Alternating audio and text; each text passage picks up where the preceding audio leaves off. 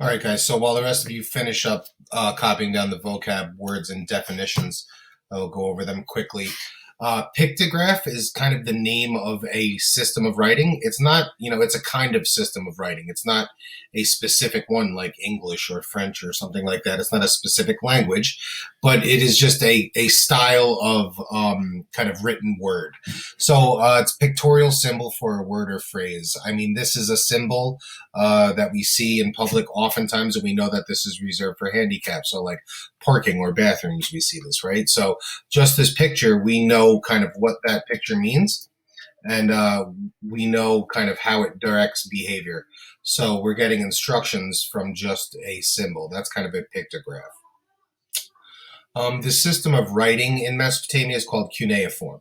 Okay, so we said that on the Code of Hammurabi from yesterday, they chiseled all of the laws into the giant piece of stone and put it on display. This is the language that they used when they chiseled those laws into the stone. So this is the written language used in Mesopotamia. And then last but not least, a ziggurat. This is similar to the pyramid that you guys are probably more familiar with from Egypt, but it is essentially a temple on top of a stepped tower, and it has kind of religious purposes.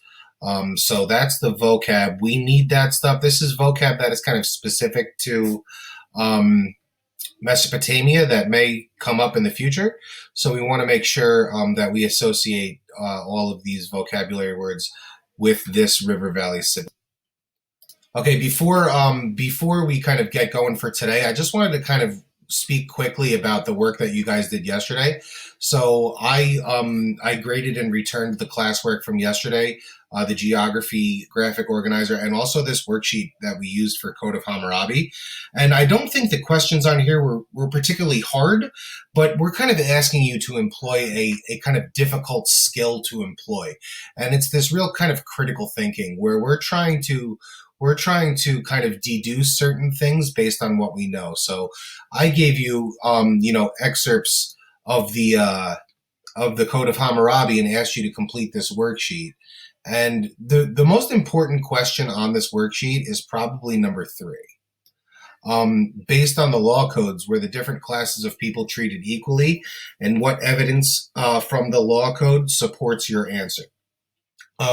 As far as New York State is concerned, this is a piece of information that they absolutely want you to know. So the answer to this question is some version of no, the classes were not treated differently, and the evidence from the law code that supports this is there's more than one law there that kind of describes how punishment is different for different kinds of people. So depending on what class you're in, you may be punished for a crime differently. In addition to that, your punishment might be related to who the victim of your crime was. So depending on the class of the perpetrator and depending on the class of the victim, all of those things were kind of considered when kind of meting out punishment for breaking the law. So this is kind of evidence that, there are social divisions that exist and people are punished accordingly. I suppose the analogy that we would use is, if I ran into a stranger on the street and for whatever reason decided to slap them across their face, that's, I might get a simple assault charge. But if, a major politician was wandering down the street and I did that to him, my punishment might be more severe.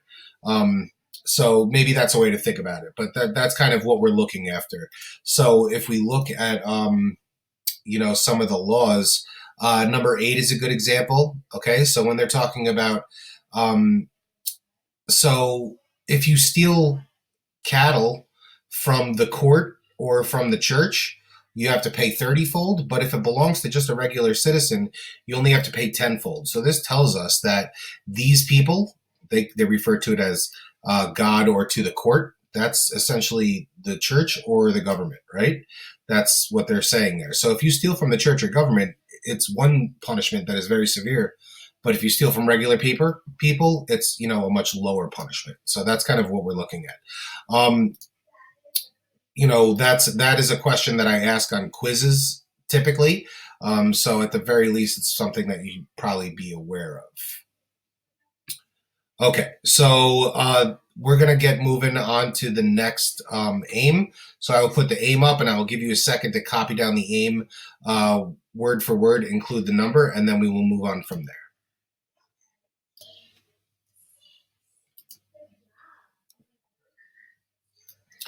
All right, so I know in school when you guys learn about Egypt, and in elementary school and middle school, let's talk about mummies and pyramids, and you spend 2 weeks talking about Egypt. We're not going to spend 2 weeks talking about Egypt.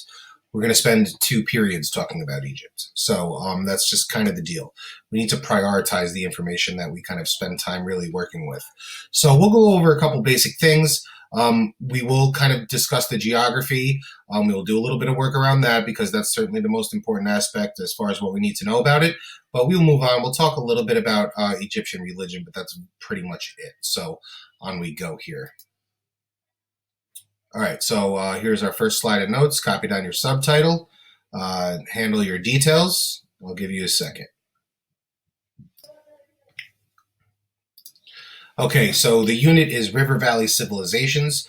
Mesopotamia developed around the Tigris and Euphrates rivers. Egypt will develop around the Nile River. So the Nile is the world's longest river.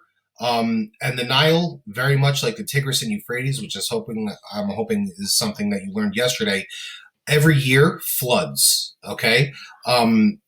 These rivers flood periodically, and it is the flooding of these rivers that the society depends on, because when the river floods, it deposits fertile soil or silt on the riverbanks, and this is what makes agriculture possible. So the Nile, the big difference between the Nile and the Tigris and Euphrates is that the flooding of the Tigris and Euphrates was somewhat erratic. It happened every year, but maybe not always at the same time or for the same length of time. The Nile was different. The Nile flooded every year like clockwork, and you can kind of set your calendar to it. Right around the exact same time every year. So it was much more predictable. So it led to a little bit more of a stable environment in general because it was so predictable. That's certainly helpful. Okay, next. So when the Regents exam was given, and it included Global 1, which it doesn't anymore, but when it did, they once every 3 or 4 years would ask a question about pyramids. So you guys, this is like one of the things that everyone kind of knows about Egypt. We know about these pyramids, large prism type structure, square base, big pointy thing, one of the 7 wonders of the world. They serve as a tomb or a burial ground for pharaohs. So as far as who is buried there, only royalty. Okay, pharaohs are the ruling class of Egypt, and we will learn more about that in coming lessons. But they are the only people that are buried there. So that's kind of what we're going for. Once in a while, they'll ask you, but for the most part, that's pretty much it. So we just need to know what they are. We need to know what they were for, and you just need to know that it's pharaohs, it's the ruling class that is buried here, and their family, and no one else. That's that.